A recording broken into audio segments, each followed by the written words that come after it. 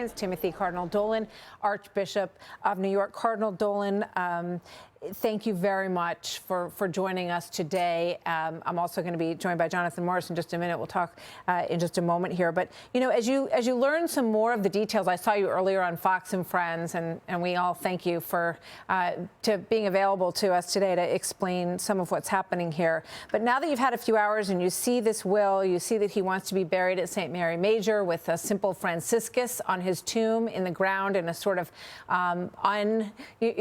grand setting. What's going through your mind this afternoon, Cardinal?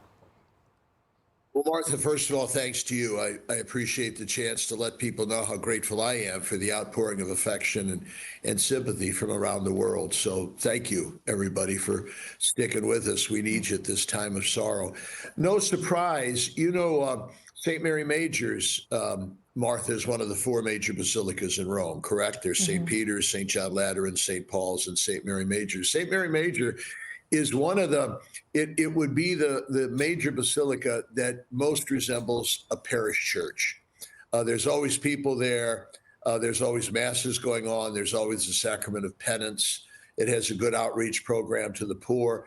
I'm not surprised that Pope Francis wanted to be buried there. He also has a particular love for the icon, an ancient icon of the Blessed Mother, the Mother of Jesus, that is there, called the Salus Populi Romani, the help of the Roman people. He would go there, if you would recall, because you guys have done a good job of covering his journeys in the past. He would always go there before he left on a journey and when he returned to thank Jesus through Mary at that basilica. So that he wants to be buried there, kind of in the middle of a Roman neighborhood, kind of in a crossroads of Roman life. A parish church, more or less, doesn't surprise me at all, because I think a good way of understanding his 12 years on the chair of Peter is that he's been a good parish priest. And he never lost that touch. I'm told he had that when he was Archbishop of Buenos Aires, and he certainly tried his best. The Pope, by definition, is the Bishop of Rome, the successor of St. Peter. And he was a good parish priest. So that he's going to be buried there doesn't surprise me at all. So obviously one of the major roles of the Pope is to keep the faith, to grow the faith. It is over 2,000 years old. St. Peter was buried underneath the altar area in Vatican City. So speak to us of the larger meaning as the Catholic Church prepares for what's to come in the next days, obviously, with a funeral, and then eventually after that with a conclave, Cardinal. Well, thanks, Martha, for reminding us that that's the major job description of the successor of St. Peter, to preserve the faith. He doesn't make it up. He receives it as a gift. It comes to us in the Bible. It comes to us primarily through the teaching of Jesus, as preserved, safeguarded, and handed on faithfully in the church. That's the Holy Father's major job. Now, first things first, so that what is going to occupy us at least in the next 5 to 7 days, is mourning. We need to do that. You and your family just had to do that with your dear dad. And that's very essential, that we would mourn, that we'd say, hey, we're going to miss him. We loved him. We thank God for him. We pray through the mercy of Jesus, about which Pope Francis indefatigably preached. The mercy of Jesus has taken him home to his true and eternal house in heaven. So first of all, we got to mourn. And then secondly, the church will continue.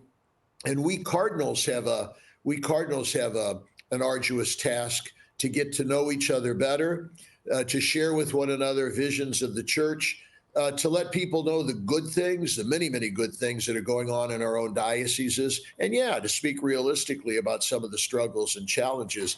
So that's going to occupy us, secondly. And then thirdly, well, we go into conclave to do our work under the inspiration of the Holy Spirit, to elect a new successor, not only to St. Francis, but to St. Peter, the first pope. So we got our work cut out for us. I'm glad you're going to be with us. I'm glad, too. It's a holy year, Jubilee. He passed away on Easter Monday morning, and that was the reason that I'll be traveling with you and a bunch of people over the next several days. And now it looks as if the funeral will happen during that period. Cardinal Dolan, when do you think we'll have an understanding of when we can expect the actual funeral to take place for this Pope?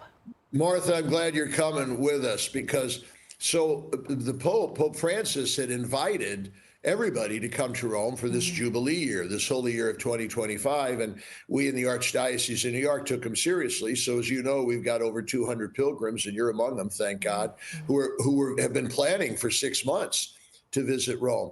It's going to be a tad more somber, but yet it'll be a very sacred and historic time to be there. I would reckon, Martha, that we'll begin to get more news about the chronology of what's going to take place over the next 2 or 3 crucial weeks, beginning tomorrow. Because as you've reported accurately, according to the church's law, the ordinary day-to-day administration of the life of the church now goes to the entire College of Cardinals, and we begin meeting daily beginning tomorrow. I have to play hooky for the first session because I'm not leaving till tomorrow. But after that, we'll be together about 8 hours a day. And so tomorrow's meeting, I would anticipate, would set the date for the funeral, the date for the mourning period, and what we call the congregation. Those are the meetings of cardinals that begin tomorrow.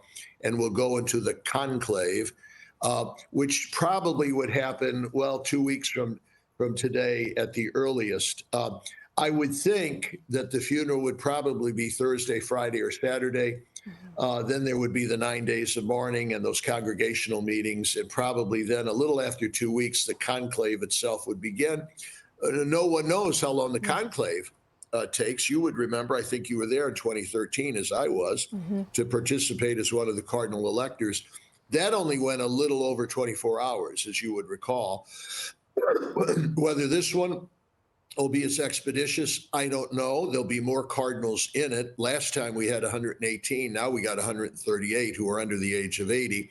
And keep in mind, Martha, we cardinals would not know one another as well as we did last time because, again, part of Pope Francis's brilliance, he's expanded the diversity, the geographic diversity, the racial diversity, the linguistic diversity of the College of Cardinals in his appointment. So as a result, they wouldn't have been as predictable and as accessible. When you've got cardinals, from every time he named new cardinals, I was thrilled, but I had to go get my atlas off my bookshelf and look up where half these countries were because they were around the world. They were so refreshingly new. So it'll take us a little longer to get to know one another. Well, Cardinal Dolan, we look forward to seeing you in Rome, and I know our audience looks forward to hearing from you while we're there. It's a historic moment, and the mourning is the first part, obviously, of this process. But we look forward to seeing you in Rome, Cardinal Dolan. We're a family, Martha, the Catholic family united with the world family. And there's been a death in the family. We don't call him our Holy Father for nothing. He is our Father, and we're mourning him. So thanks for letting me express my sentiments. It's our honor to have you. Cardinal Dolan, thank you very, very much. We'll see you soon, sir. Safe travels.